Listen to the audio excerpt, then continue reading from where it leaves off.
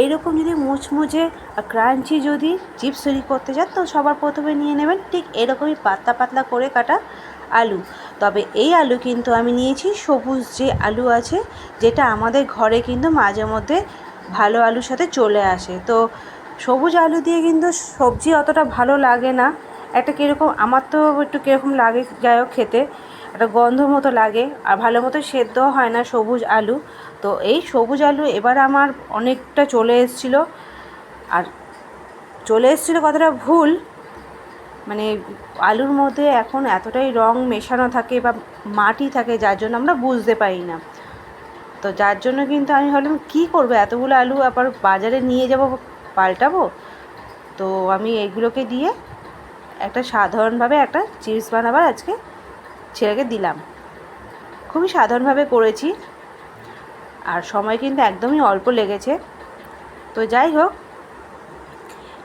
আমার ভিডিও আমার যত বন্ধুরা দেখছো তাদের কাছে আমার অনুরোধ যে বন্ধুরা তোমরা প্লিজ আমার পুরো ভিডিওটা দেখো, দেখে তোমরা লাইক শেয়ার আর কমেন্ট করো। নতুন যারা বন্ধু আছো তাদের কাছে আমার অনুরোধ যে বন্ধু তোমরা প্লিজ আমার চ্যানেলটাকে সাবস্ক্রাইব করে আমার পাশে থেকো। তোমরা যদি আমার পাশে থাকো তাহলে কিন্তু আমি জীবনে চলার পথে একটু উৎসাহ পাই আর নতুন নতুন ভিডিও করার কিন্তু একটা প্রেরণাও আসে। তো বন্ধুরা, আমরা যেই পথে চলছি সেই পথে কিন্তু আমরা কেউ একা এগোতে পারবো না, আমাদের কিন্তু একে অপরে কিন্তু হাত ধরে সবসময় এগোতে হবে। তাই বলছি আমরা চলো একসাথে একে অপরের হাত ধরে এই পথে আমরা চলি, তাহলে কিন্তু দেখবে আমরা ঠিক সফল হব। তো এখানে কিন্তু আমি দেখো সবুজ আলুটাকে কিন্তু এরকম খোসাগুলো ছাড়িয়ে নিয়েছি, ছাড়িয়ে নিয়ে কিন্তু আমি পাতলা পাতলা করে কিন্তু আমি কেটে নেব। আমি আগে কিছুটা আমি কেটে নিয়েছিলাম, দেখো অনেকটাই এসছে এবার আলু, এরকম সবুজ আলু বলছি না বুঝতে পারিনি, বুঝতে না পারাতে এরকম হয়ে গেছে। আলুর মধ্যে এত রং বা মাটি থাকলে বোঝা যায় না।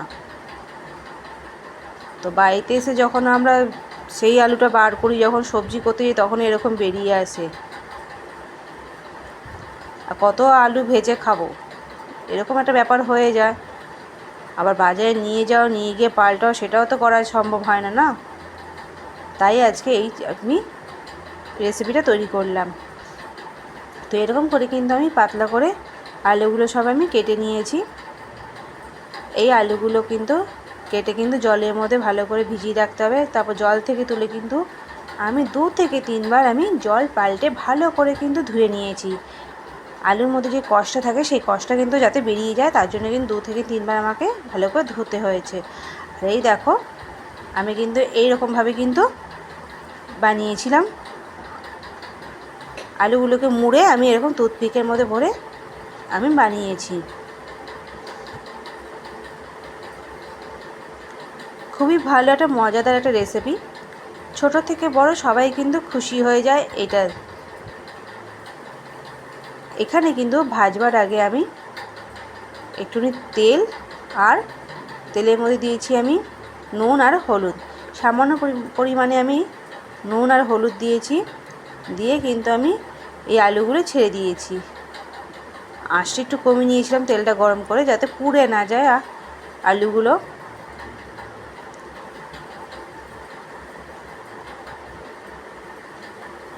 নুন আর হলুদটা দিয়েছি তার কারণ হচ্ছে যাতে আলুগুলোর উপর পরে আমাকে আর নুনটা না ছেটাতে হয়। তা যার জন্য কিন্তু আমি একটুখানি নুন দিয়ে দিয়েছিলাম আর হলুদ দিয়ে দিয়েছিলাম।